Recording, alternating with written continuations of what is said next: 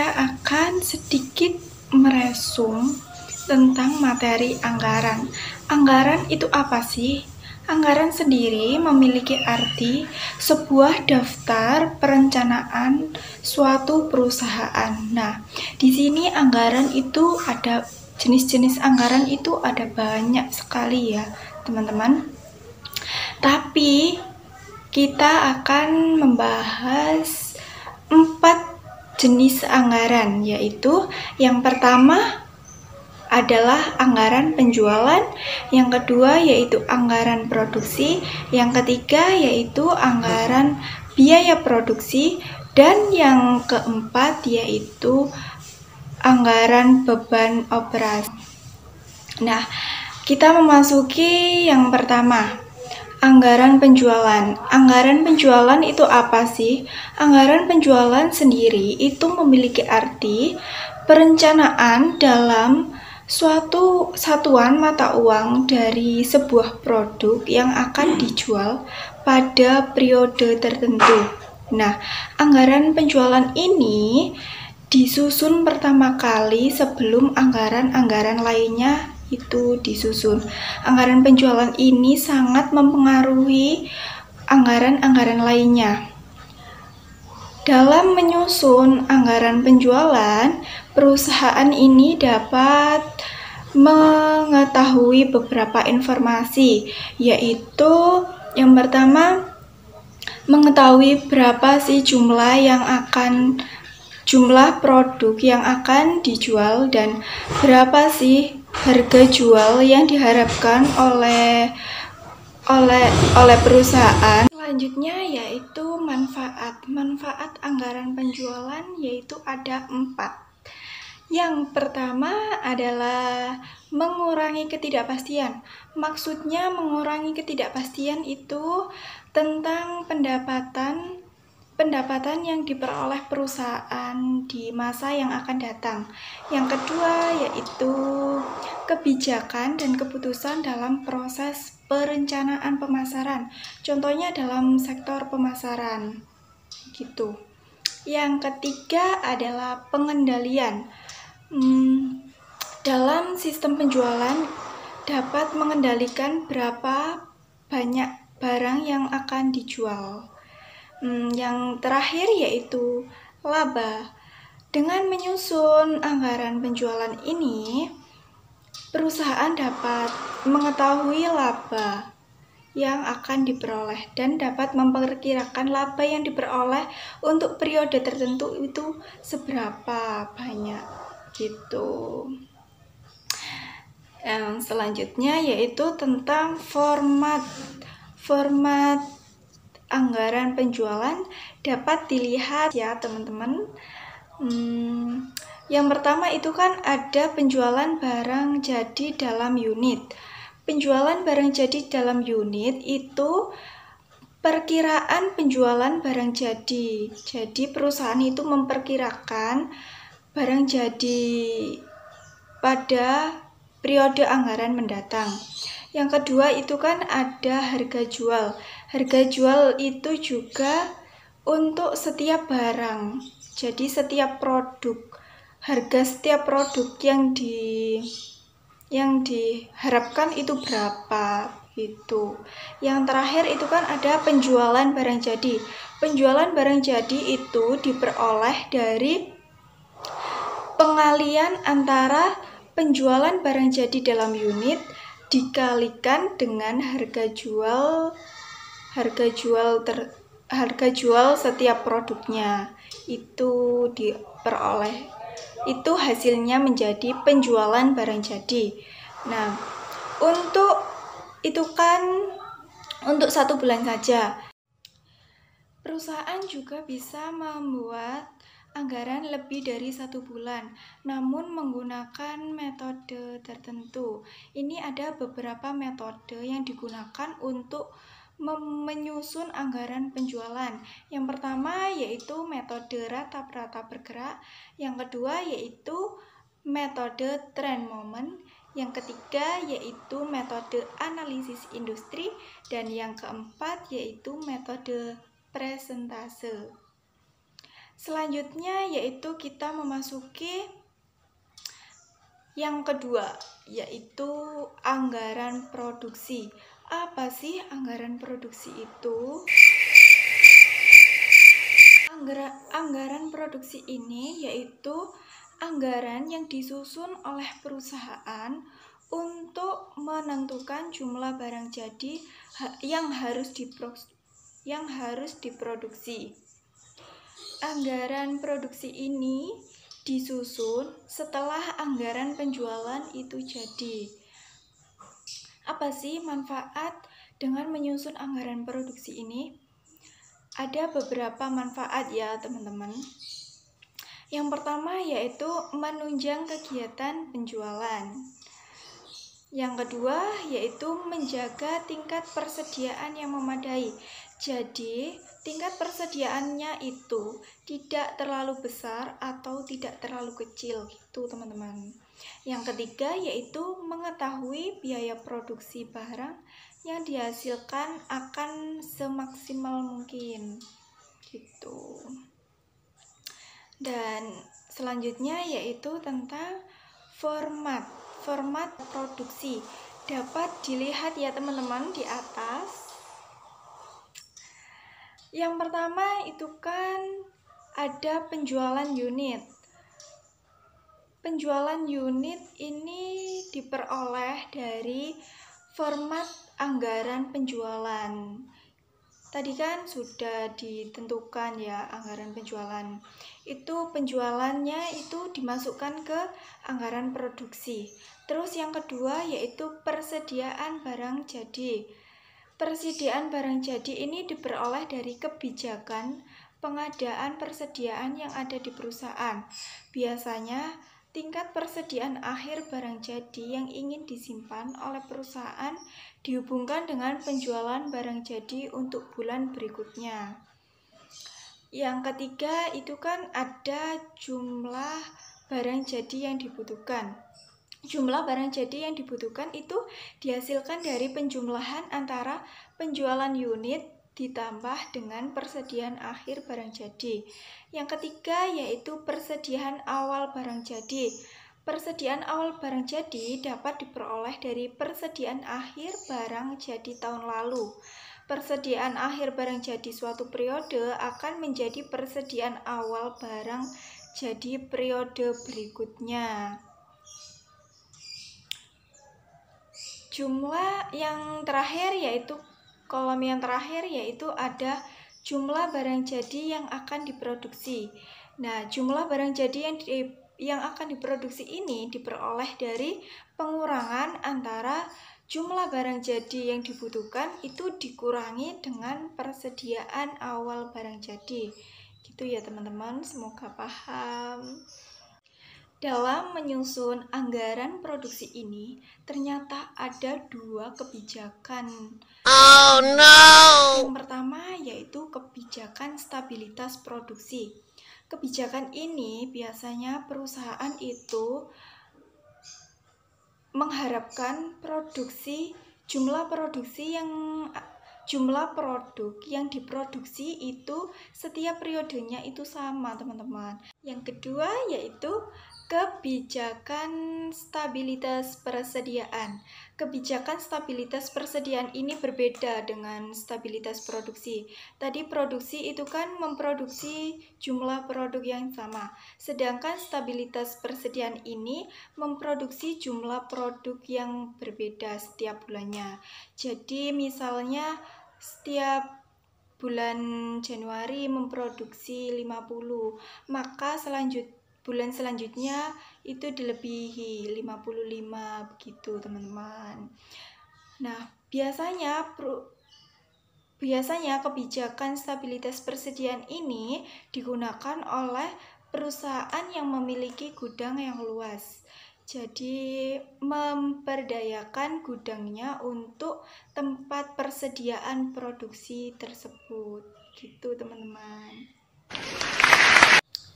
Selanjutnya yaitu yang ketiga adalah anggaran biaya produksi. Anggaran biaya produksi ini adalah anggaran yang disusun untuk mengetahui biaya produksi yang akan dikeluarkan perusahaan dalam rangka memproduksi barang jadi. Anggaran biaya produksi ini dapat dikelompokkan dalam 3 subbab lagi, yaitu yang pertama yaitu anggaran bahan baku. Dan yang kedua yaitu anggaran tenaga kerja langsung. Yang ketiga yaitu anggaran biaya overhead produksi. Nah, kita masuk yang pertama ya teman-teman, yaitu anggaran bahan baku. Anggaran bahan baku ini adalah merencanakan secara sistematik tentang penggunaan bahan baku untuk proses produksi selama periode tertentu. Nah, anggaran bahan baku ini disusun oleh perusahaan, pada dasarnya terdiri atas 2 jenis anggaran. Jadi, untuk menyusun anggaran bahan baku ini, perusahaan harus menyusun 2 jenis anggaran, yaitu yang pertama anggaran pemakaian bahan baku. Anggaran pemakaian bahan baku yang menekankan jumlah dan nilai bahan baku yang diperlukan untuk kegiatan produksi dalam suatu periode anggaran. Nah, langsung saja ya teman-teman, kita masuk ke dalam formatnya. Dapat dilihat ya teman-teman di atas formatnya. Nah, itu yang pertama adalah jumlah produksi barang jadi. Jumlah produksi barang jadi ini itu diperoleh dari format dari anggaran produksi yang tadi ya teman-teman. Nah, yang kedua yaitu standar kebutuhan bahan baku per unit. Standar kebutuhan bahan baku per unit ini biasanya itu satu bahan baku, satu produk itu membutuhkan berapa bahan baku gitu teman-teman. Misalnya kemeja itu membutuhkan kain berapa meter gitu teman-teman. Nah, yang ketiga yaitu jumlah kebutuhan bahan baku untuk produksi. Jumlah kebutuhan bahan baku untuk produksi ini itu dihasilkan dari pengalian antara jumlah produksi barang jadi dikalikan dengan standar kebutuhan bahan baku per unit. Gitu ya teman-teman. Nah, yang keempat adalah harga bahan baku per unit. Harga bahan baku per unit ini itu diperkirakan oleh perusahaan. Jadi perusahaan itu memperkirakan harga bahan bakunya per unit itu berapa rupiah gitu teman-teman. Misalnya satu kemeja itu 50.000 gitu teman-teman. Nah, yang terakhir yaitu ada total biaya bahan baku untuk produksi. Total biaya bahan baku untuk produksi ini itu hasil pengalian antara jumlah kebutuhan bahan baku untuk produksi dikalikan dengan harga bahan baku per unit.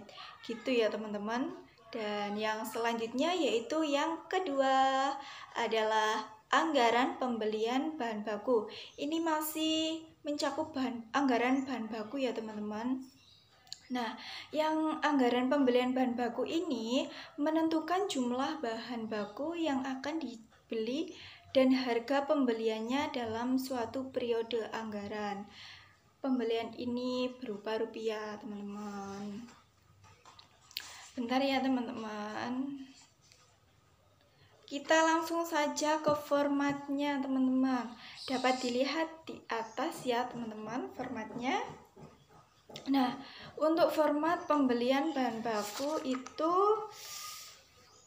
yang pertama ada jumlah kebutuhan bahan baku untuk produksi. Jumlah kebutuhan bahan baku untuk produksi itu diperoleh dari yang tadi, teman-teman. Dari anggaran pembelian bahan baku. Gitu. Dicari di situ, teman-teman. Yang kedua yaitu persediaan akhir bahan baku. Persediaan akhir bahan baku ini itu persediaan akhir yang dibutuhkan oleh perusahaan akhir bulan. Dan yang ketiga yaitu jumlah kebutuhan bahan baku. Jumlah kebutuhan bahan baku itu hasil penjumlahan dari jumlah kebutuhan bahan baku untuk produksi ditambah dengan persediaan akhir bahan baku gitu teman-teman. Yang keempat yaitu persediaan awal bahan baku. Persediaan awal bahan baku ini biasanya di perusahaan ini persediaan akhir bulan kemarin itu menjadi persediaan awal bahan baku bulan ini. Misalnya persediaan akhir bulan Desember itu menjadi persediaan awal bulan Januari gitu teman-teman. Jumlah bahan baku yang harus dibeli itu dari hasil pengurangan antara jumlah kebutuhan bahan baku dikurangi dengan persediaan awal bahan baku gitu ya teman-teman. Dan yang selanjutnya yaitu ada harga bahan baku per unit. Harga bahan baku per unit ini ditentukan oleh perusahaan. Nah, yang terakhir yaitu ada total pembelian bahan baku. Total pembelian bahan baku ini dari pengalian antara jumlah bahan baku yang harus dibeli dikalikan dengan harga bahan baku per unit. Gitu teman-teman. Nah, kita masuk yang kedua, yaitu anggaran tenaga kerja langsung. Anggaran tenaga kerja langsung ini adalah rencana biaya yang dikeluarkan untuk membayar upah tenaga kerja langsung. Jadi ini tuh upah yang diberikan kepada karyawan-karyawannya, begitu teman-teman. Nah, kita langsung untuk mempersingkat durasi ya teman-teman, kita langsung masuk ke formatnya saja. Kita langsung saja ke formatnya, format anggaran tenaga kerja langsung ya teman-teman. Nah, dapat dilihat di atas ya teman-teman untuk formatnya. Yang pertama itu adalah jumlah produksi. Jumlah produksi ini dapat dihasilkan dari anggaran produksi yang tadi ya teman-teman. Dan yang kedua yaitu standar penggunaan jam tenaga kerja langsung. Ini itu berupa jam, misalnya menit. Berapa menit yang dibutuhkan untuk menyelesaikan suatu produk. Misalnya 3 menit. Itu dijadikan jadi jam ya teman-teman. Gitu. Yang ketiga yang selanjutnya yaitu jumlah jam tenaga kerja langsung. Jumlah jam tenaga kerja langsung ini diperoleh dari pengalian antara jumlah produksi yang dikalikan dengan standar penggunaan jam tenaga kerja langsung. Nah, yang selanjutnya yaitu upah per jam. Upah per jam ini ditentukan oleh perusahaannya. Berapa upah per jam karyawan itu teman-teman. Dan yang terakhir yaitu anggaran biaya tenaga kerja langsung. Anggaran biaya tenaga kerja langsung itu dihasilkan dari pengalian antara jumlah tenaga kerja langsung dikalikan dengan upah per jam. Gitu ya teman-teman. Semoga dipahami. Iya. Nah, kita langsung saja yang ketiga adalah anggaran biaya overhead produksi.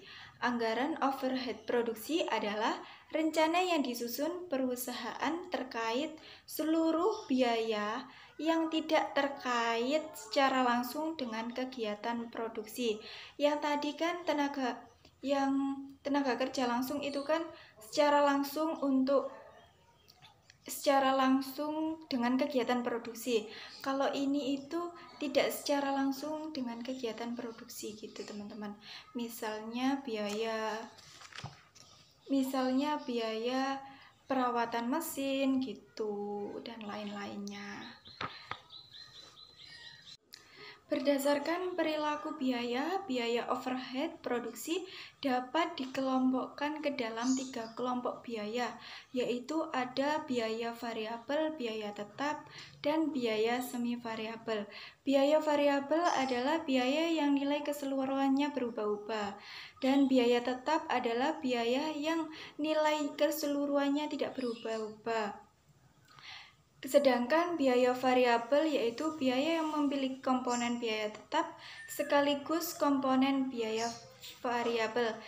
Biaya semi variabel itu yaitu biaya campuran gitu teman-teman. Nah, kita langsung saja ya teman-teman ke format anggaran biaya overhead produksi. Dapat dilihat ya teman-teman di atas. Nah, itu anggaran biaya overhead teman-teman. Nah, untuk jenisnya itu yang di kolom pertama itu sesuai dengan soal ya teman-teman, atau sesuai dengan kebutuhan yang diperlukan. Nah, yang kolom kedua itu kan ada biaya overhead variabel. Nah, biaya overhead variabel ini digunakan untuk biayanya yang berubah-ubah, mengikuti kegiatan tertentu gitu teman-teman. Dan yang kolom selanjutnya yaitu ada kolom biaya overhead fixed atau disebut juga dengan biaya overhead tetap. Itu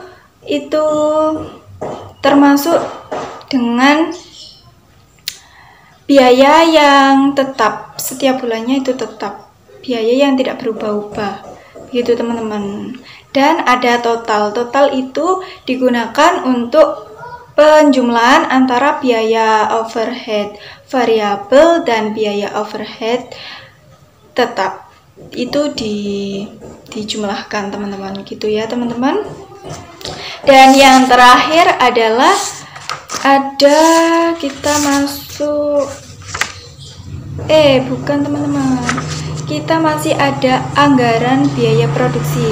Anggaran biaya produksi ini tadi kan sudah saya jelaskan ya pengertiannya. Untuk formatnya bisa dilihat ya teman-teman. Jadi itu kita memasukkan saja anggaran bahan baku itu apa gitu, anggaran tenaga kerja itu dimasukkan, dan anggaran biaya overhead juga dimasukkan ya teman-teman, dan di situ bisa ditotal menjadi anggaran biaya produksi gitu teman-teman. Nah, yang bab terakhir yaitu jenis yang akan kita bahas terakhir yaitu anggaran beban operasi teman-teman.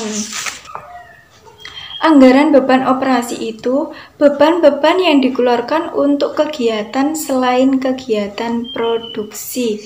Selain kegiatan produksi teman-teman, contohnya kegiatan penjualan dan kegiatan administrasi, itu kan tidak termasuk